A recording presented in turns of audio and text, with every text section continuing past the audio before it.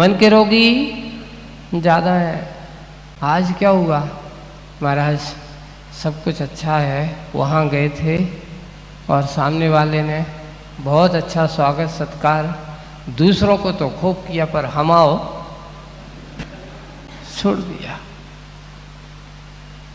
बस हमने ये नहीं सोचा कि उसका हो रहा है, चलो उसका पुण्य कर्म का हो जाए, मेरा नहीं हुआ इसलिए मेरा मन बहुत दुखी है।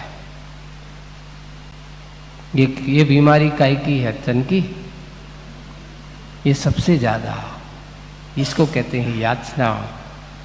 याचना जहाँ होगी वहाँ यातनाएं हमेशा बनी रहती हैं। आप सोचेंगे कि बाहर के लोग ही यातनाएं, सबसे बड़ी अपने अंदर की मन वचन काय की जो प्रवृत्ति होती है यही हमारे लिए दुखी करने वाली होती है। वही कि यातना का पहना गहना, हमारी याचना के प्रति भावना हुई, उसको हमने चोला पहना और उससे हम बहुत यातनाओं को झेला है। हमने मन कृत यातनाएं, वचन कृत यातनाएं, लोगों ने उससे आकर के कहा, हम उस बात को पकड़ करके संतप्त हो रहे हैं, दुखी हो रहे हैं, बहुत दुखी हैं। किसी की बात को लेकर के आदमी जितना दुखी होता है उससे ज़्यादा दुख अगर होता है तो अपनी इच्छा पूरी नहीं होने का दुख ज़्यादा होता है। वही उसके लिए आज नहीं, एक घर नहीं, आंगन आंगन जगह जगह जा रहा है। किसके लिए? उसकी पूर्ति करने के लिए। किसके लिए भागा दौड़ी है? किस लिए ये सब कुछ हो रहा है? किस लिए कर रहे हो? विचार करो, सोचो। मेरा ये जीवन क्या याचना और यातना के लिए है? मनकृत यातनाओं को सहन करने के लिए है कि बस मांगते रहो, करते रहो? नहीं। आपके यहाँ देखिए,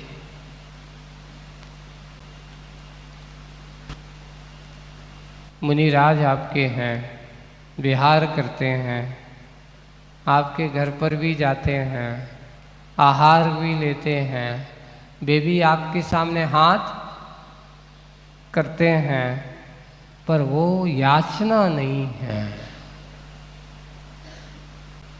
अब आप कहो कि महाराज मांग हाथ करना तो यही तो बोलिए, बहुत बार मांगना है, मांगना है, मानते हैं, मांगते हैं, पर मांगने में दीनता के भाव नहीं है। कैसे?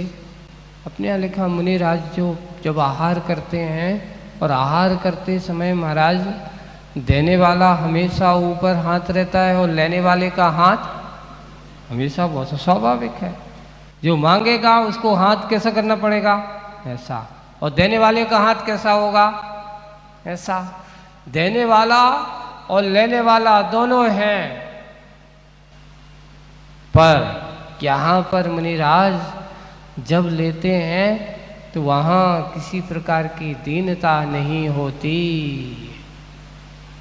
तो दरिद्रता भी नहीं होती। दरिद्रता का अर्थ किसी अंदर के, अपने अंदर की हीन भाव से ग्रसित होकर के नहीं, अच्छे से आनंद भाव से। वो देने वाला भी आनंदित है और लेने वाला भी आनंदित है। कैसे? एक उदाहरण दिया है। जब महाराज किसी के घर पर जाते हैं तो वहाँ पर पहला एक आहार चर्या को जाते हैं, तो कितने प्रकार की चर्या के नाम दिए हैं? सबसे पहले तो उन्हें लिखा है भ्रामरी वृत्ति। भ्रामरी वृत्ति का अर्थ क्या होता है? देखिए, भौरा। भ्रामरी वृत्ति का अर्थ क्या होता है? भौरा। भौरे की वृत्ति जो होती है वो कमल के पेड़ और फूल पर जाता है, बैठता है।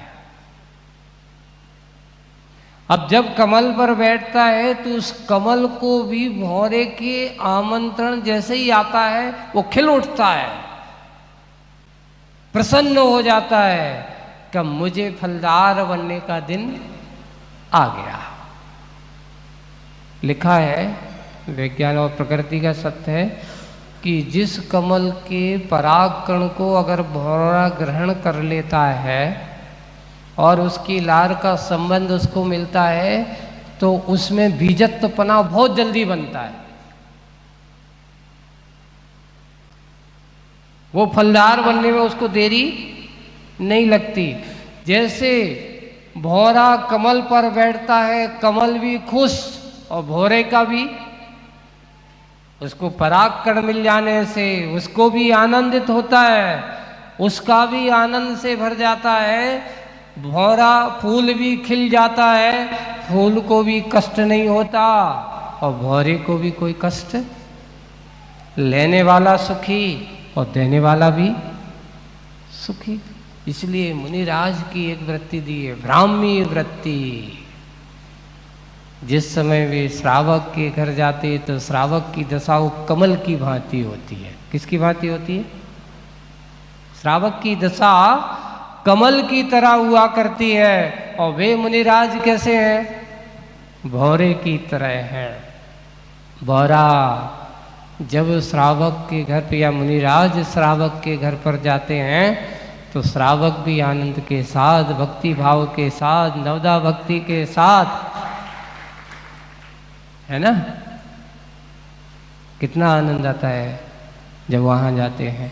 अभी आपके सामने बता रहे थे टिकटोली के महामंत्री जी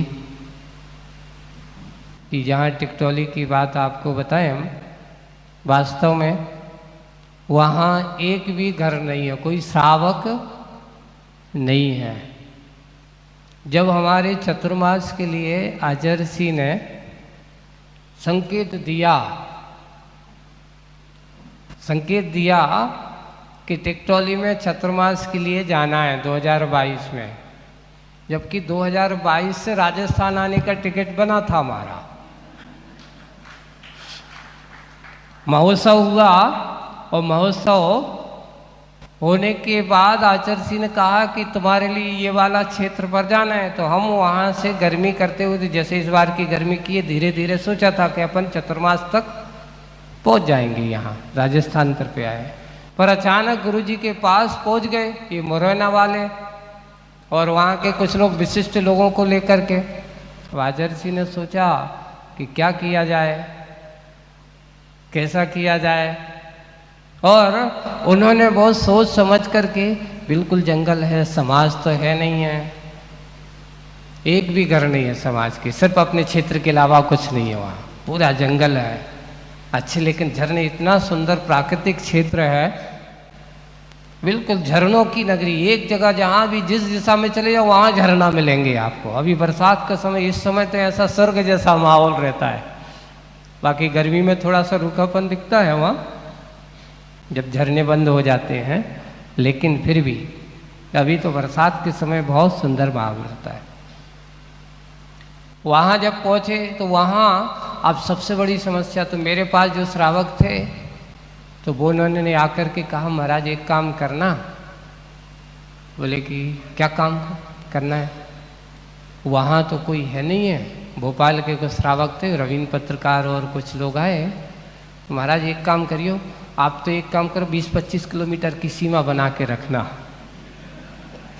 मैंने कि वो तो रहती है हमारी, तो पास में जोरा है, मान लो 1-2 महीने वहाँ अच्छा, उसके बाद अगर नहीं जमे, श्रावक वगैरह नहीं आए तो आप जोरा तक आ सको। हम कहा ठीक है, देखेंगे, वहाँ तो जाए। अब गुरु जी ने कहा है तो जाना तो है। चतुर्मास वहाँ किया। अब इतना है, जब वहाँ चतुर्मास किया, ये लोगों ने वहाँ पर किया, और ये लोग भी शुरुआत में अब क्या करें, कैसे करें, क्या होगा, कैसा होगा। लेकिन जब चतुर्मास गुरु जी का जब आशीर्वाद गुरुओं का हो तो पूरे चतुर्मास में ऐसा नहीं लगा कि यहाँ एक भी घर नहीं है।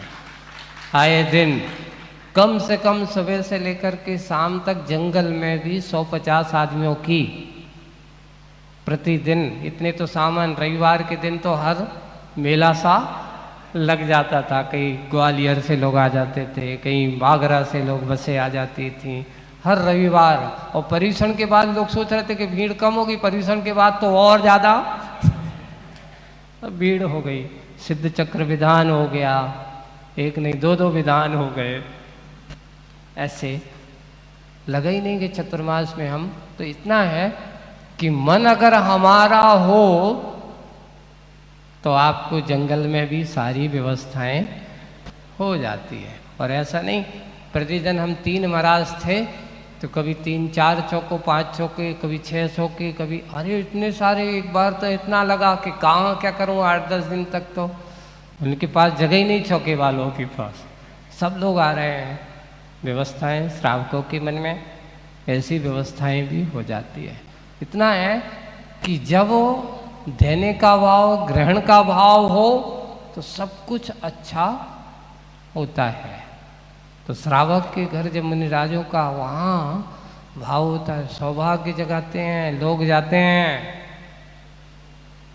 जाकर के अपना पुण्य कमाते हैं। ये सबसे बड़ा आचार्य भगवान लोगों को कहते थे जब पढ़ाते थे, श्रावक अपने लिए मात्र भोजन नहीं देता, आपकी साधना का साधन देता है। हमें अपने स्वाध्याय के लिए ज्ञान दान में एक सहयोगी उपकरण देता है। उपकरण जैसा बन जाता है हमारे लिए वह है, क्योंकि जो हमारे उपकार का कारण बने सो वो ही हमारा उपकरण है।